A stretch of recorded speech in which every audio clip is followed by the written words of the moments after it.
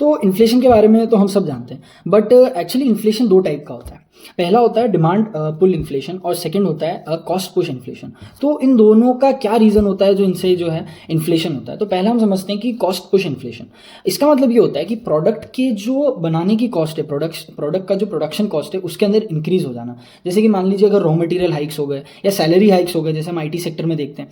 फिर उसके बाद हम कोई भी प्रोडक्ट, जैसे कि ऑयल प्राइसेस में अगर चेंजेस आते हैं तो बहुत सारी कंपनीज़ के जो है प्रोडक्शन कॉस्ट जो है वो इंक्रीज़ हो जाता है। तो ऑल इन ऑल कंपनी की जो प्रोडक्शन कॉस्ट अगर इंक्रीज़ हो जाती है प्राइसेस बढ़ जाने की वजह से, उनके रॉ मटेरियल या जो भी गुड्स हैं उनमें प्राइसेस बढ़ जाने की वजह से जो प्राइसेस हाइक हो जाते हैं, तो उसको हम बोलते हैं कॉस्ट पुश इन्फ्लेशन।